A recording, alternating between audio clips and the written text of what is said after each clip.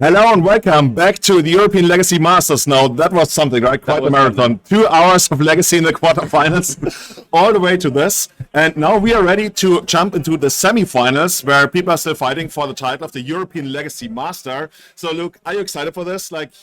So excited. This matchup especially, we've been following Juda all the way through the tournament. He's playing a new card from Wilds of Eldraine, which everyone's getting excited about in the comments, in Twitch chat, over YouTube, over Twitter. You already bought your copy on Card Markets? Yeah, I bought four for 30. But I got them from 3-for-1 trading. Easy. Nice, clever. So I'm excited to see how his deck does against quite a disruptive deck that Dario has brought to the tournament. I'm interested to see how this matchup goes. I think, was the microphone on mute? Maybe? I think we're good. We're good? That sounds good. So, unless you couldn't hear us, we are going into the semifinals. We just talked about this, and I hope you guys can hear us now.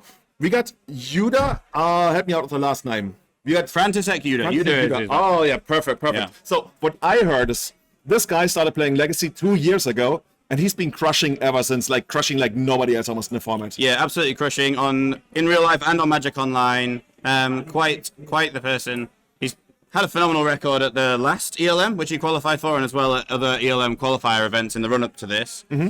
He's young, and he stands out, and he's going to be an interesting talent. It's so good to get more new people playing Legacy. You want to hear someone 2 years in? You want to hear some interesting facts about him? Please. If he was a vegetable, he would be an onion because he makes his opponent cry. Oh.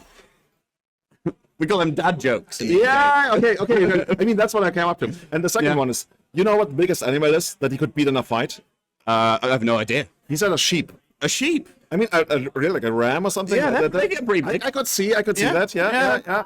Yeah, not unimpressive.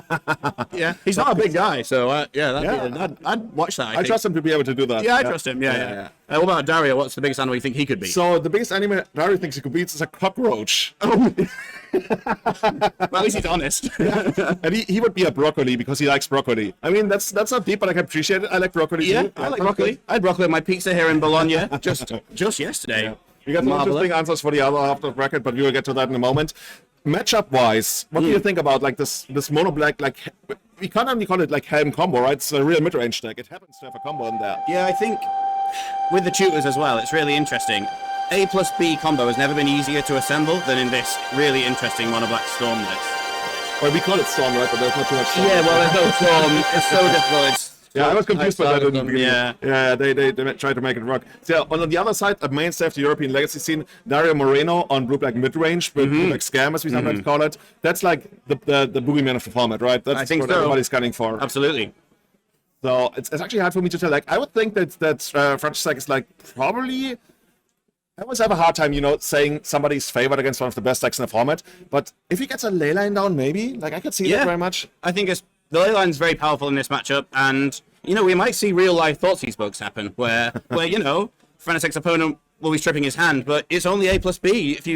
If you arrive the first half and just top deck the second, that could be game over. Yeah, and the whole Besiege the Mirror thing, that makes it so much easier. It really does. I heard about that. Helm, who was casting here before, right? Yeah. He mentioned that when we talked about that on Everyday Eternal. He said, I think this card goes into the mono black Helm combo deck and not in any of these other Storm combo decks. Just because of that. You can get the Helm, you can get the Leyline, whichever piece is missing. So you get pretty deep into that. So I don't know, those are two really good players. It's so hard to pick somebody, and I'm glad I actually don't have to pick someone. Exactly, it's very convenient. On the other side of the bracket, we've just watched Angelo in a very long match. What do you think will happen there? Well, from what I saw, they spent something like 2 hours trying to work it out. His opponent Sebastian put a really good fight in. He got pretty close to making it happen. He actually went up one match, and I wonder how drained Angelo's actually going to be. Yeah, it's a difficult one. Just the endurance you need to get through these rounds is difficult when they're playing that long. Yeah. But it looks like we're ready to jump straight into this match.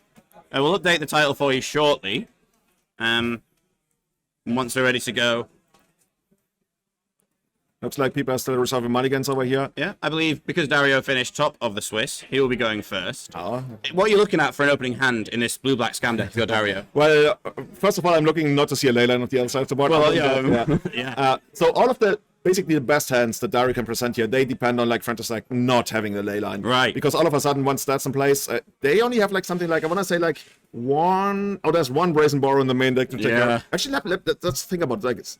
If there's a ley line and he doesn't find the Brazen Borrow, it's his deck let's just say that sucks. Like, you got Murktide, and then maybe Orcish Bowmaster to put on pressure. Hard casting Griefs. Yeah, that's pretty much it. Yeah. So I wonder, like, how okay, there's no lane. Okay, that makes a real game then. Yeah, we see Underground Sea in a Swamp Cycle Troll here. And the main phase, interestingly. I absolutely love how much of an impact these basic land cycles have had on Legacy and internal formats in general. It's such a niche effect, but it's so uncommon. Yeah, it's so ubiquitous. Everybody wants it. If you think about this, like these blue-black decks, they always had issues against like Blood Moon or Magus of the Moon or what have you. And all of a sudden, it's just like, I'm locked on the moon, I get my basic land. Doesn't even matter, like, you can touch me.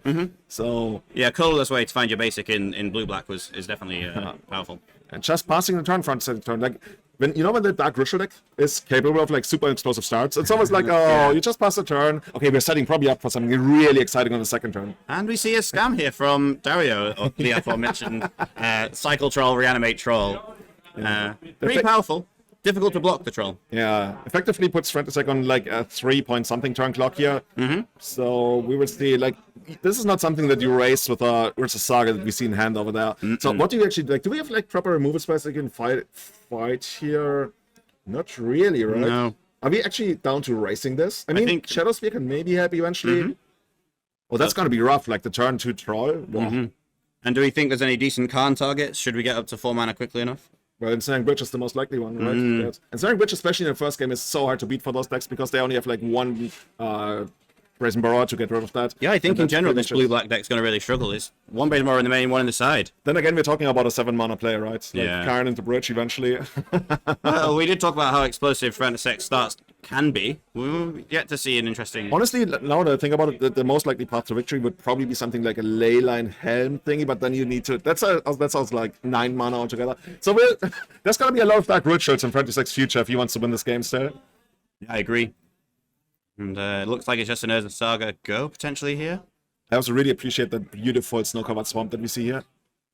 Oh, yeah. Well, or is that an Urborg? No, I mean the card in hand. Oh, sure. That was one of my very first basic lands that I ever played in Legacy. Nice. We've got a lot of basic land love in the chat over the past few rounds. A lot of people liked the High Tide basics. The beta basics, yeah. There was a couple of compliments for Mark Tobayash's Doomsday basics. He had a swamp and an island. I think they're Korean. Have you seen any Guru Islands? I haven't, but I've seen a lot of Orcish Bowmasters, which you see from Frantisek Juda here. I mean, that I guess that's one way. If you get something like 2 Bowmasters, you can actually like quadruple block or something or triple block on that guy. Oh, the Bowmaster into Bowmaster, mental misstep. We've seen it so many times over the years. The one card trades for the other. What are we doing here? I guess this is just too much offense almost. Like... Yeah, especially because that really cuts the clock down. Frantisek's, we've talked about how he needs fast mana to get ahead. Ancient Tomb is looking less impressive as this life total starts to dwindle here. Yeah, as we keep doing this, I really think the only out would be some kind of Karn, sending Karn on a mission to get the bridge and try to get there. But also, like, Frantisek hasn't really put Dario in a position where he needs to, like, force a fill or something, so he can't even tell whether, like, Dario is holding one of these, but at some point you just have to play into it. But so what do we see? We see some cantrips, but I don't think we see a force fill. And this could be 3 mana. What are we doing here? Oh, because you got the Orborg. Okay. Wow, that's fascinating. That's another card that will never block the shot. Yeah, true. But being able to tap Urza Saga Ancient Tomb for black is... That's good. Yeah, it's cool. It's cool. A heads-up play, too. Brainstorm here from Dario Moreno. Making his hand even better. I think flooding it with permission spells now is the best way forward. He's got the board presence he needs to win the game. It's just about protecting it and stopping... He also knows that there's not going to be any kind of mess removal, so he's like pretty safe. Yeah. It is, of course, open deck list in this top 8, which means players will know each other's sideboard as well as their main deck, which is an interesting sort of thing to think about. So I'm wondering, like, maybe if you get a Shielder down and I mean, that helps us a little bit of the race. I mean, a Shielder would actually be kind of okay, but oh, dude, that's just so big. Yeah. Like, Wizard was sitting there, should we make this a 4/4? Like, no, let's make it like a 6/5. That sounds right. Yeah. That sounds like a C power. Now, it's the 5 toughness that gets me. Like, it's just so hard to remove redirect damage. You got to have white removal, really, to get around that guy, especially since the premier black removal is Snuff Out, which, of course, does not hit the troll. So maybe it's actually supposed to be Dismember going forward? Perhaps. Yeah. I've seen some blue-black, Greek Delver lists splashing for that card. So. Like, Dario's like, you haven't even challenged me yet for anything. Like, do your thing. I just keep crashing in there. And another Bowmaster taking out the army, growing the own army, and that just might be too much. Yeah. How much damage is that? Frantisek would have really like- enjoyed being able to chump block and maybe even stave off an attack from the Bowmaster. Yeah, he's. I'm not sure whether we can actually top deck anything relevant here, but that's. I mean, if somebody can do it, maybe Frantisek. Maybe. Yeah, the power of beating the sheep. The power of being the sheep. You channel your power. I mean, you gotta get that somehow. Yeah. And I suppose there's we have the saying in the UK, you know, sheep follow the shepherd, so sheep tend to be quite submissive, meta-following people. So we sometimes say they're a sheep when they follow. And of course, Dario is indeed playing the like meta deck. I thought you were going something completely different now. I'm not Welsh. Shout out to any Welsh people in the chat. Okay, so we're floating the mana, makes sense, right? The construct is not going to... Oh, we're stifling the trigger! Oh my god! Just basically taking out the land. The land was going to be taken out any... Actually, do you sacrifice... Yeah. Yeah, you sacrifice and then you stifle the Sir. Is that how it works? Yeah, I guess. Yeah, it's looking like this might be a quick game one, which frankly is a breath of fresh air after the previous game we've just played. You know what I always like? Like in the second room when the other game was finishing, there's like this huge crowd of people all around them, and then the match finally finishes, everybody like starts clapping. It's like, oh yeah. So we got to besiege the mirror, and we are sacrificing... What are we actually sacrificing here? I think we sacrificed the land? No, that doesn't really... Oh, we were too... Oh, we sacrificed we sacrificed the second saga, which is an enchantment, so I guess you can sacrifice... Also. Okay, yeah, that makes sense. And what are we gonna get here? I'm curious. I would guess Shielder, but that doesn't do it. Like, we're on 3. I think he's gonna come to the conclusion that there's nothing we can find. Helm. Oh, of course you got the Void Walker! That's it! And we haven't noticed. Oh my god! And we even had to stifle to stop it, but we didn't because we went for the saga. Fascinating. Oh, what do you think? So what do we think? That's really interesting. What do we think Dario was playing around with that stifle? He had perfect information, right? Maybe he was hoping to... Shadow Spear, Needle, that doesn't do anything. Oh my goodness. I don't know where he was going. Huge plays. This is why Frantisek Juda is in the top 8 and we are not. We were like, there's nothing you can do right now. It's even completely blank that we got a 2-mana leyline instead of a 4-mana leyline now. Dude, it's going to be such a quick game. It's going to be a quick game. For all the complaining that people, and us Legacy players included, sometimes do about new cards, I think Voidwalker and Saga are some of the greatest additions we've ever had to Legacy. And I love to see them in action. Yeah, this is great. While that was going on as well, shout out to Francis Cowper in the chat, who is indeed Welsh. I've been to Welsh once. Yeah? Yeah, for Mother's Day. Oh, nice. My mother's not Welsh. Okay. Anyway. So... Looking at sideboards now, I like this open deck list. I know it's a hotly contested discussion, but especially when we've been streaming all day, you know, Frantisek Juda's list has been plastered all over the internet at this point. So it's basically you level the playing field, right? Yeah. And people... Also, like, I think the biggest thing is it takes a lot of stress off of the players. Yeah. Because you feel like, oh, I must scout, I must try to get my advantage. We're playing for so much, like, in honor and money and everything. But now you can just relax after your matches. You're like, I don't have to scout. And I remember the old days, like when you got deep into tournaments, like your friends were scouting everybody and writing it down. Then like you got handed this list of like 20 different players. Like, let's not do that anymore. Exactly. Let's or just like relax. That awkward moment where you sort of stall on your way to your last round match and hope one of your friends will bump into you and tell you what your opponent's about to be playing. Yeah, I've definitely been there. Checking out the old MTG Gold push. While the players check out their sideboards, shall we do the same? So what do we think Dario is bringing in? Dario got a Badlands. Oh, that's probably for Meltdown. Yeah, it is, which I think might be coming in here if he's worried about target beat. Yeah, that could be a thing. Fatal Push is pretty generic. We're not going to use that, I guess. Flusterstorm. Flusterstorm is one of those cards like you are up against. Well, 2 Hunted Turret, right? You don't fight over that. I guess. Okay. It's awkward.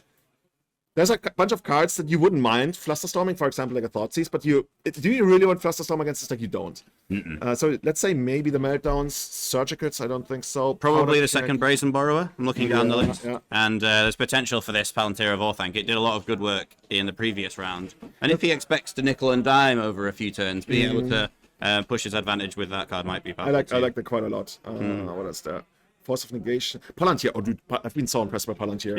Yeah. I can see that coming. In the other semifinals that wasn't on screen here, the Palantir went up all the way to 7. Yeah. Like, at which point you're like, okay, you just draw the extra card. I'm not going to take my chances there. I think it's really powerful. I definitely laughed at it when I saw people claiming it was legacy playable. And again, it's another reason why Frantisek Juda is in that seat and I'm over here. So on the other side, what's Frantisek going to bring in? He's got Chalice. Chalice should be like a big deal, right? I suspect so. Charles on one seat is pretty good here. Shielded Z deck, like if he feels he wants to go down the road where he's like creature removal and he's more like a control deck in the matchup, which I could imagine, then you might bring those in there. Yeah, I don't hate them. It depends on what you want to side out, of course. I mean, that's also cool because it's like a removal for the bigger creatures, especially if you get leyline, so they can't like. Yeah, so I think from coming at this from as a combo player myself, I think that most of those sideboard cards are to beat combos that you think will be faster than you. I suspect that Children's Edict is for Merit Large, might be wrong, but I think that is for when you're worried about getting hit by a 2020 before you can helm leyline them out. But sometimes you just want to get rid of the 6/5. Yeah. Yeah. Damnation. I almost could see Damnation coming in. I don't know. Am I crazy? Like we talked about mess removal in the first game, but We did? It's one of those cards. You know, there's beauty in deck building when you build your deck in a way that makes it awkward for the opponent to sideboard because they have cards that are like, yeah, they do something against you, but it's gonna be awkward if they draw them, but you don't draw what they need. Whereas if it's the other way around, you get screwed. So you feel like I want something for that, but let's approach from this side. What is Frantisek actually taking out here? Well, that's a great question. We saw Ilgot Gains doing work. I feel like that stays in. Most of the other cards seem stuck. Maybe him. Maybe him. I mean, I could see him coming out. Yeah. Especially on the draw. Yeah. Beseech Queen. I keep calling it Beseech Queen. I can't be the only one doing that. No, well, it's on Cardboard Live as Beseech the Queen because we're so cutting edge here at ELM that we're ahead of the data tools that we need to do our jobs. Is that actually why CBL also can't handle Meltdown? Yeah. I mean, I think. Here we go. Yeah. Let's conclude that I'm actually rather clueless how this actual sideboarding is going to look like because that makes it all the more exciting. Yeah, I think everyone at home might be interested to see Frantisek come on and talk to us at some point in the not too distant future about this list and about his experience through the tournament because, my goodness, we hadn't seen anything like this before this weekend. He also gets to coin the name. We need like a special name. Right? Yeah, we need a better name because we've been umming and ahhing. I'm not really sure. So, yeah. If anyone in the chat knows Frantisek well and wants to give us a guess at what he might call this deck, which country has the closest to an all-black flag? Goodness me. Yeah. I pride myself in knowing like a lot of flags, but that's actually really hard. All black. Yeah. I think the closest. They avoid black flags, don't they? Because historically it's for neighbours. Yeah. Oh, that's fascinating. Right, we're back in as players shuffle up and present. So, Dario on the play again. We talked about how his ideal opening hand basically involves Frantisek not having a ley line. Obviously, that'll probably be true again. I mean, Dario got pretty far. He basically got in the exact same position he wanted to be. The only thing he was missing is a permission spell, right? Yeah. And I mean, Stifle. I was going to say, in a way, he even had the correct permission spell. He just couldn't get that. Yeah.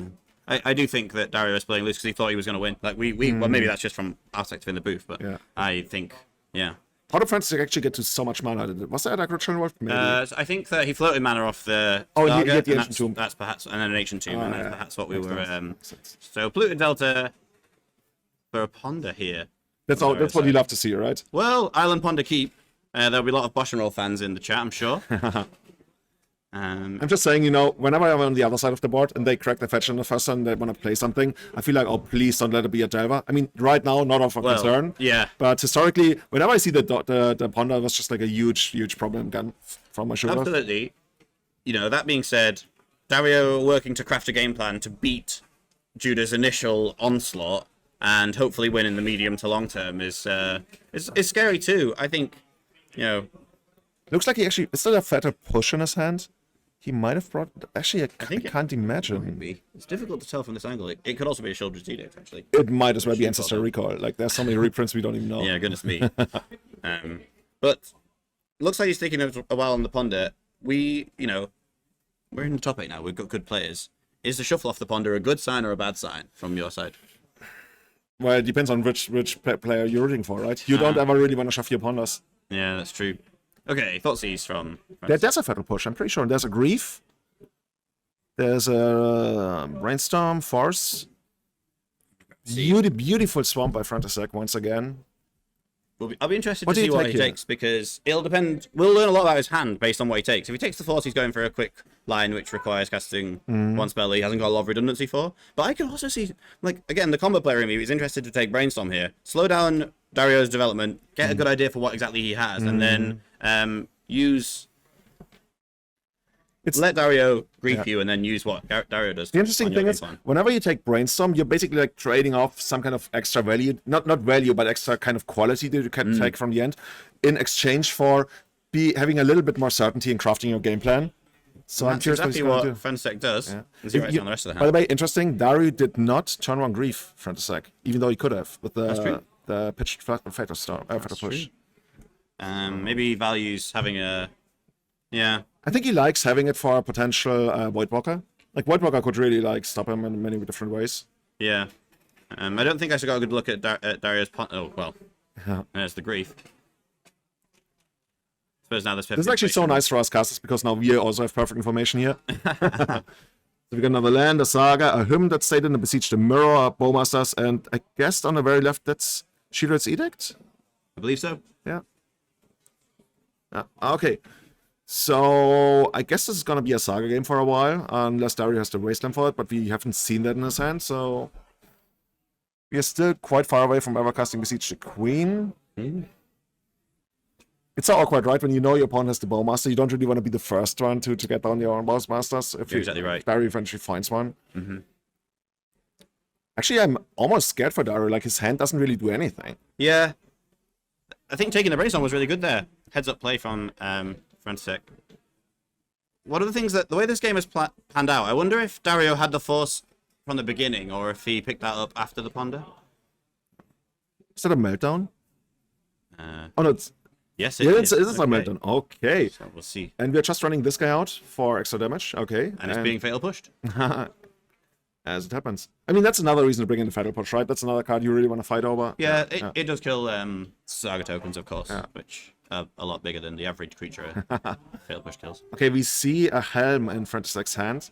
Doesn't really do anything right now, but eventually could be like the 1-2 knockout punch. By the way, beautiful Kai's Avatarix Origami token. Kai's gonna be here for the finals He is later on. indeed. He's been so busy all day. Have you seen him? Wow. I saw him playing Vintage against Rama. I was like, this should get in the feature match area. Shout out to those guys. He got his first ever Vintage challenge. It looks like this Saga might reach fruition, right? It might get sacrificed at the end. What do you think Frantisek will choose to go for when that... Oh, I spoke too soon. Oh, that's the Wasteland, yeah. Like, you could always try and get something like... Okay, he's just waiting for him to tap out. Yeah, okay, it makes sense. You could always go for something like Shadow Spear, I guess, but there's really no pressure on Frantisek right now, so you could just get some kind of value that you could randomly get. You remember when people had like, what's it called, the Foundry? Oh, goodness me. Yeah. Retrofitter Foundry. Yes. Yeah, that was like a hot minute where people tried that. I believe there was someone playing Ninjas this weekend. The fact that we haven't seen them much in coverage probably shows how that deck has passed out of the meta, really. By the way, beautiful Ward of Whispers there. That's the new old frame one that you can use to sacrifice. Because people were asking earlier on why is this deck playing a non-basic swamp, basically. You can sacrifice it to Besiege the Queen. Yeah. Right? Besiege the Mirror. Besiege the Mirror. You know, you should have like some kind of piggy bank, and every time you say Besiege the Queen, you put in like 5 or something. I thought you were going to say we just have a sign in the coverage, and every time you come, we just tap the sign. And the Helm gets forced. Honestly, Frantisek's probably happy about that because he didn't really have any use for it. But Dario doesn't know, of course. Yeah. You call this exactly, it's become a Saga Beats plan. When you look at these deck lists, you don't think of Frantisek Juda's deck as being the nickel and dime attack you for 5 while we're holding up a back and forth interaction. But actually, that's exactly how it's gone. Okay, let me go out on a limb here and say Saga is the non-blue brainstorm. And why do I say that? So, we usually say people get to play like these weird, clunky combo or interaction decks that they're only being held together because you have Saga, you have brainstorm to shuffle away the very situation and stuff. Saga is kind of the same. We get to play these like combo decks that don't really do anything if the combo fails. Because we have Saga, we have now this very, very reliable backup plan. So if our combo synergies don't come together, we still have like what we're doing right now here, right? Yeah. Just going in. I think Phil Gallagher of Frame and You talked a lot about how it holds together a lot of like fringe playable brews. And I think it's gone so far as to build like certain archetypes into metagame behemoths, much like the one we're seeing Frantisek play today. And I think, yeah, you're right.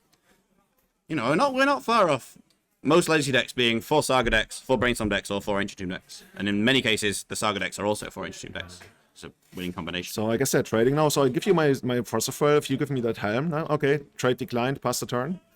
But yeah, I'm really scared for Dario here because like he's got 2 cards in hand, 2 lands in play, and really nothing going on. Like the best way to recover would be something like a Murktide if he can make a big one, right? Yeah. We see deck lists of the top 8. You can see them in the Cardboard Live overlay, right? Cardboard Live and on ELM's Twitter account. If you're interested in more up-to-date pictures, they're all up there. Okay, we missed a moment there on cast. We had a small technical difficulty. It looks like resources have been traded such that we still have 1 construct token in play and no Bowmaster. Oh, that needle is actually interesting. What do you like? I guess you could name the troll so you can cycle it, but with Leyland in play, that's not really, a wasteland. I guess would be wasteland would be a big one, right? So you can rely on your sagas. Oh, and there is a wasteland. Okay. They're asking him to draw the card that he's naming. Yeah. Nice. I've enjoyed writing these big letters. What is that? He's going really deep. Is he like using the different language name? No. Anybody in chat who can read this, please type it out right now. Maybe he's just like greeting his girlfriend or something. I think the fact that the wasteland hasn't been fired. Oh. I love speaking too soon. Okay, it's being saved. Okay. Okay, so it's not wasteland. Powder keg. So people are saying powder, like chat is exploding with powder keg. Okay, no pun intended. That makes a lot of sense, actually. Yeah, I mean, powder keg is a character that got popular, a lot more popular once again. Like when I started playing in the World Championship decks of like 1998, 1999, like powder keg was like a big thing. Powder keg was everywhere, the rule of choice, and it's kind of funny how Magic is cyclical in that sense. Now powder keg is coming back.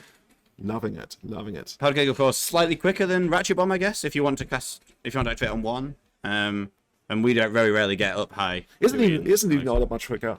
I'm not even sure. Like it puts a counter on the upkeep, right? Something like that. So, but that's actually, we actually have it here. We do. We can figure this out. Powder keg comes to play at the beginning of your upkeep. Yeah, exactly. Then you destroy all artifacts and creatures. Yeah. I should be able to tell you why this is better than Ratchet Bomb, but right now I actually can't. We figure it out. So here we go. I believe we bargained a Beseech the Queen here, sacrificing that needle we talked so much about. Yeah, people are saying it kills Saga, but it actually doesn't, right? Because it only kills artifacts and creatures. Yeah, I've heard that argument that it kills Saga a couple of times, and never, like, I was probably missing something from it. Creature, yeah. Anyway, so back to a match. We still got the construct. Oh, another Kaiser Vatari construct. Dude, loving it. Yeah. Dario down to 7 at this point. Like, Dario really hasn't done anything in this game. Yeah, it's been rough. Taking that Brainstorm looks like a genius play now, Frantisek. It looked like he really needed that to sort his draw out. Maybe we should do that more often. Like, I'm always the kind of guy, I go after the business spell. Not always, but, when in doubt, I like hitting the business spell. But Brainstorm, you're taking out the utility, like making the tempo deck, like, stumble on tempo. That's quite a big deal. Yeah. And we talked about this, right? Sometimes your very situational cards are being held together by Brainstorm, by like giving you a fresh look at something new. And Dario is sitting on a lot of stuff that wouldn't really do anything, and Frantisek is trying to capitalize on this. And right now, very successfully, though. So yeah, absolutely. Difficult decisions to make with Beseech the Mirror. You got it. You got it. So much of Frantisek's deck, has to be said, is built to be searched for and cast. Interestingly, there's only... Oh, we're going for Ill-Gotten Gains. This is amazing. So, of course, we could have gone for the Helm, but the Helm is in the graveyard. There's only one of them in the list. So we go for Ill-Gotten Gains, like one of the old Iggy Pop decks in Legacy, like 2007 Coward. They want their technology back.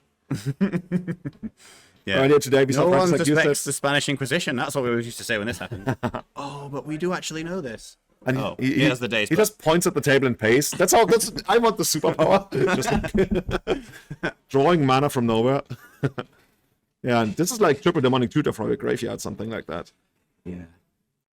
I think Dario's looking at his... Oh, of course, because Leyline came down later in the game. So there are actually cards in the graveyard for Dario to take. He's got some stuff, yeah. I was more worried about the thing is, like, Frantisek is gonna get... Yeah, I was gonna say, like, he's gonna get the combo kill and discard spells. And, like, trying to, like, force a fill the discard spells is always a losing battle. Yeah. It's kind of rough. Do you think...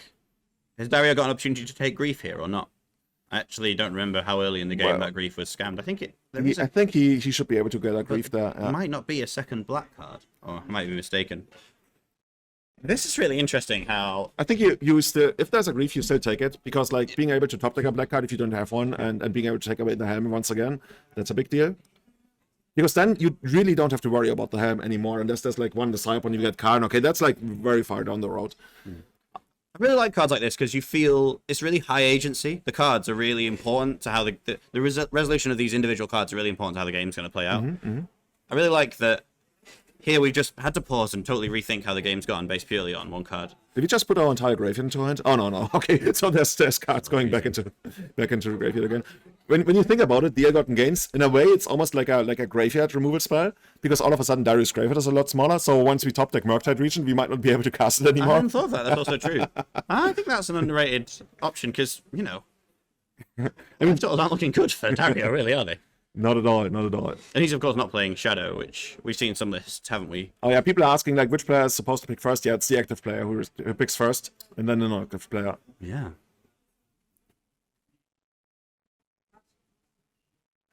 You know how it works for show and tell when you want to put in nothing, but you also don't want your opponent to know that you're not putting in anything. I don't know how that works. No, I just hold a card out and then decide not to. Last minute. Isn't that what you're supposed to? No. So let's say you have a duplicant, which is like removes one of their creatures. Yeah. And they know that you have the duplicant. So Yes. the play from the show and tell player is to play show and tell and not put in anything while you put in duplicant, and then you play the second show and tell. Yeah. But of course, like if you know they're putting in because they put it on the table. So the actual play to resolve this is everybody writes down on a piece of paper, and you can write down nothing, and then you reveal at the same time. And I've seen that where both players for two show and tells in a row wrote down nothing because he wanted to let next level mate the other player. That's great.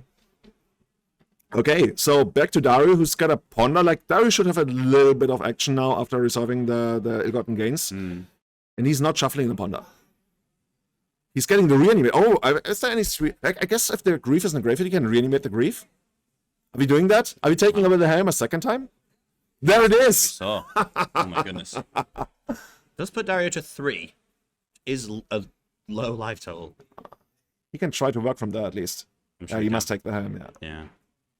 Now he's got a land and a Thoughtseize. I think Frantisek's disappointed in his play here, but, it's hard to say for sure that Dario will top deck the... His contract is going to be a 3/3 very soon. Like, if he finds any other artifact, he can attack past the Grief without any problems. That's true. On the other hand, Dario has a Wasteland, so he can shrink it down. Like, oh, no, dude, I love Legacy. There's just, like, all these tiny little things going on.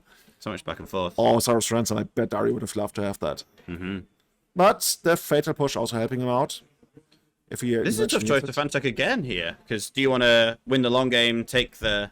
Yeah, you want to play the long game. Yeah. You have the life total to back this up. And then no blocks. Oh, blocks. And because he can't cast push. Because we've had Ponder reanimate last turn. Is there a Urborg in play? I do not believe so.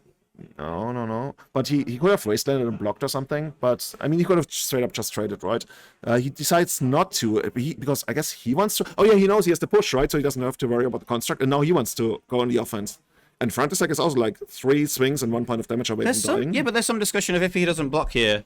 I believe Dario was on 3 life when the construct attacked. No, he was on 7. I think we missed the 4 damage that reanimate did to him. Oh, that one we did actually miss. You're right. Yeah. Yeah, so you would actually be dead in that case. And I see 2 copies of Vault of Whispers. Yeah. I don't really know what the fix is. Yeah, well, the fix is probably that he's dead. He can... I guess it depends when we've discovered this. Are we in the damage step, in which case he's dead, or are we in... But the thing is, you're not going to rewind players like missing that they lost life.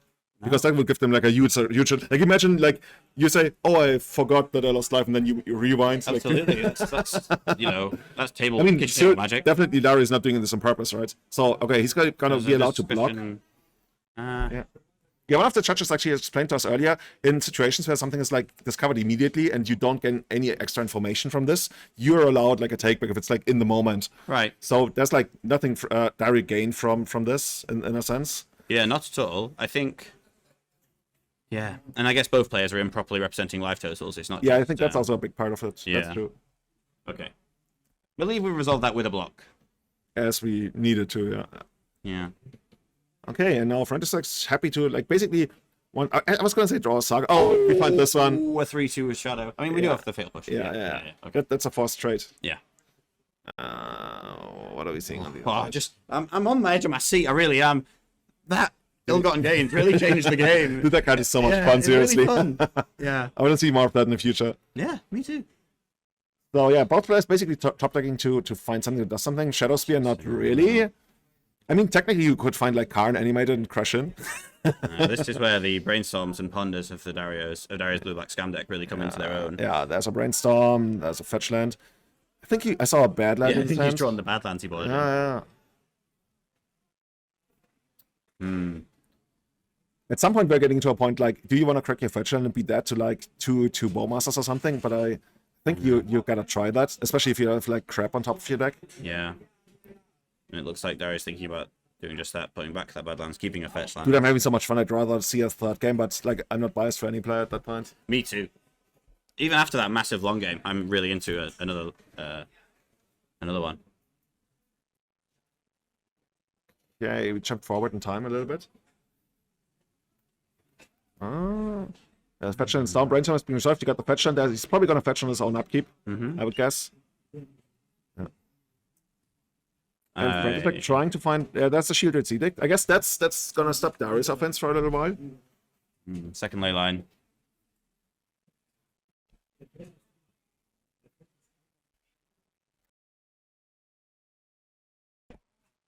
So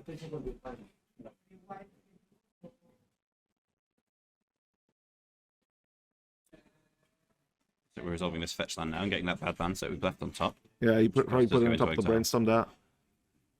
Oh, by the way, we got the second ley line going now. Yeah, I think once we cast the second ley line, both players realized that there were a couple of cards in Dario's graveyard that actually should have gone to exile. Brainstorm Ponder and a Fatal Push here. I think the judge might be helping to point that out. This ley line's been in play a long time. Yeah, and also we're getting to the point where Dario starts thinking about maybe hardcasting some of his bigger creatures once he gets more money. He drew a... Is there anything that we can reanimate, like a 1-mana thingy that helps us out here? I don't think so, right? I find that unlikely. Like, people don't really play 1-mana creatures in Legacy anyway, at least not this kinds of deck. We've got Brazen Borrow on the hard cast here. Yeah. Got to attack. Got to put your opponent to dead eventually. Gotta do what you gotta do. And for Frantisek, there's several top decks that are really good for him. We're yet to really find those, and there's a Children's Edict here. Dude, this almost feels like one of my matches back in school. Like one player plays a creature, the other plays removal, player creature, play removal, player creature, play removal. Oh, and a position agent end of turn. That's something that makes the game. Out of nowhere again. Frantisek Juda just playing the card that we. Those flash creatures, dude. Seriously, Magic is a flash format now. Absolutely huge. I wonder how long he's been holding that for. Did he identify that getting the fetch land wasn't worth his time and actually just waiting until his opponent was fully tapped out and used their removal spell to get in there? Wow, that's so interesting. Oh, dude, I'm loving this. Holy smokes. So Frantisek Juda moving on with mono black combo into the finals of the European Legacy Masters. I don't know if we will be able to get the backup feature match on stream in a moment, hopefully, because that's also like a banger. That would be great. See that? Always more Magic. I'm a big fan of watching more Magic. I think it would be great. When it comes to this matchup, though, unfortunately, I think, contrary to how we predicted at the beginning, I think that's probably how it ends up going a lot of the time. The Saga plan seems to be really strong against these hand disruption-based blue tempo decks. How do they get past the Saga tokens? The thing is, from the moment on that you have to like spend a removal spell in front of the constructs, you're losing. Yeah. Like, that's also why we see the meltdown, right? Because you don't want to make that kind of trade that puts you like in a losing position. But dude, I could really get like that Storm deck. It entices me. Like I want to play this. Yeah, I want to play this. I call it Storm because it says so here in Gold. But yeah, not so much Storm going on this anymore. Mono black combo, mono black Helm. Yeah.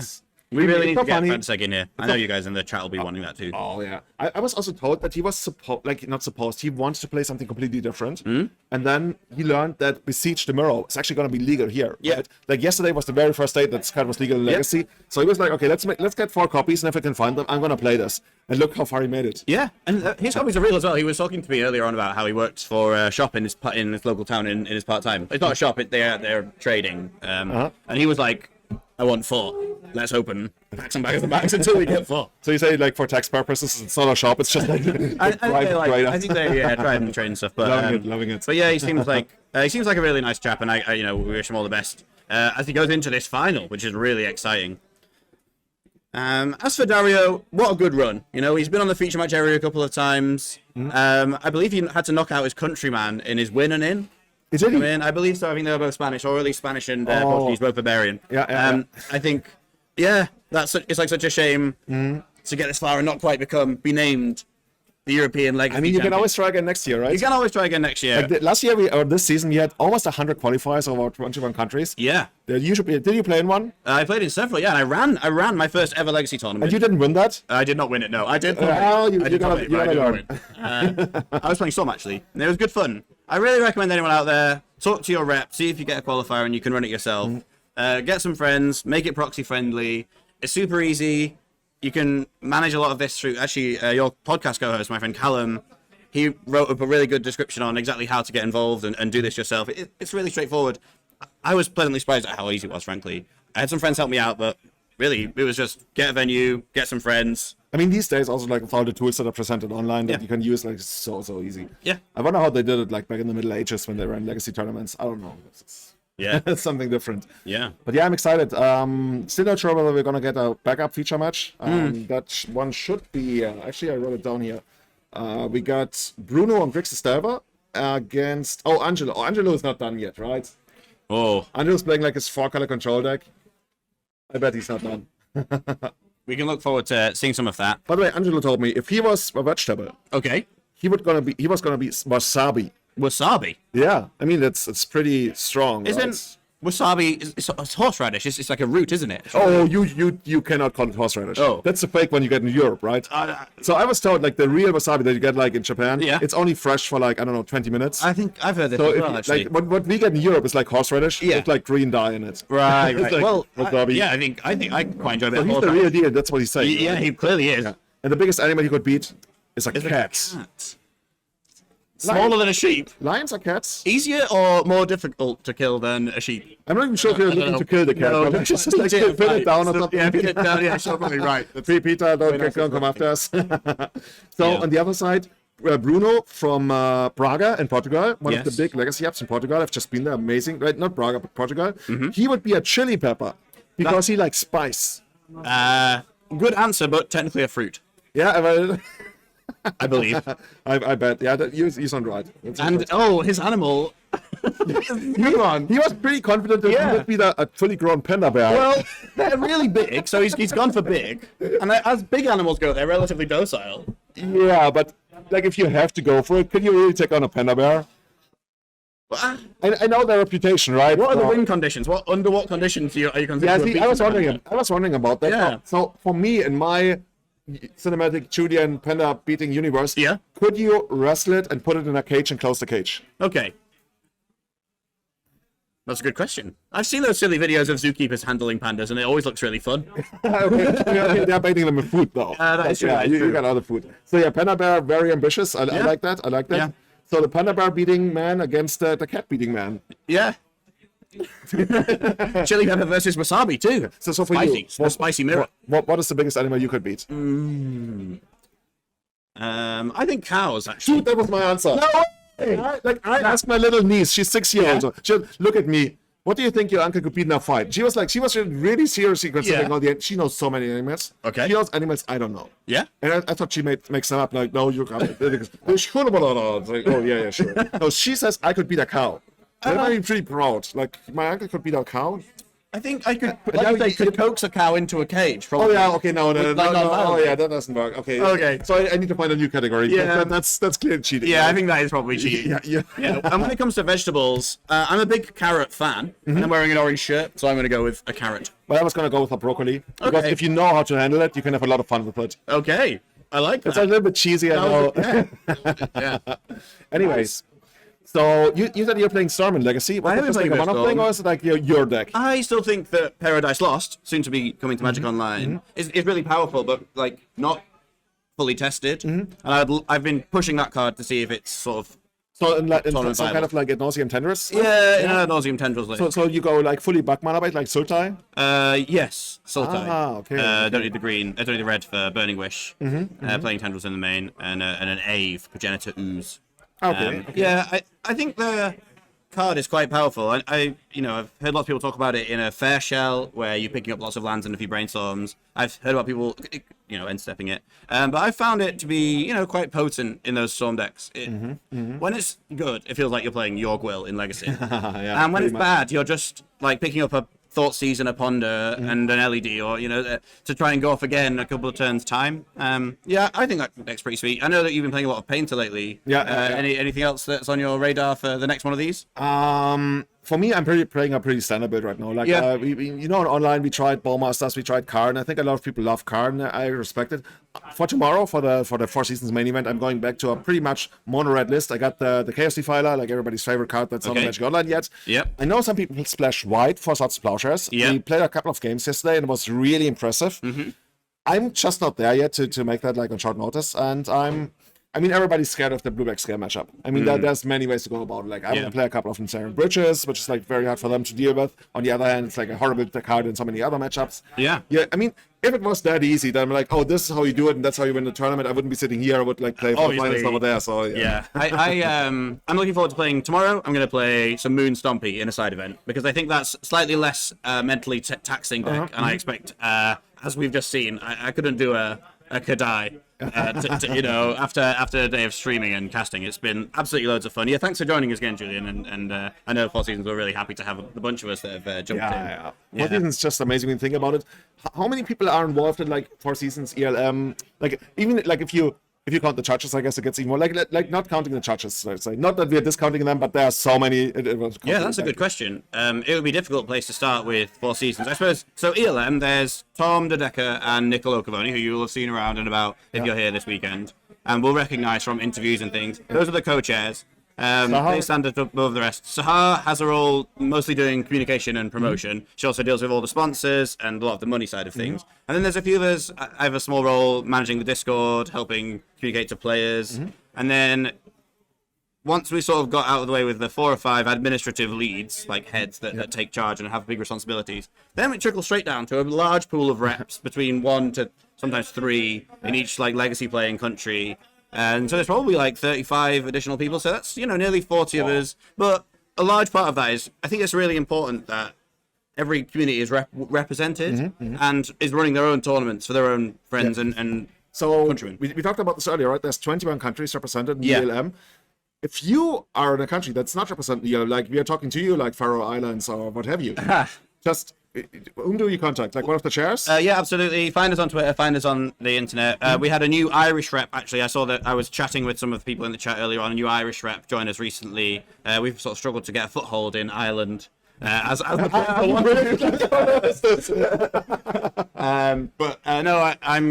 really excited for that to happen next year. You've seen Frantisek Juda. We've seen Eric Santo on the cast as well.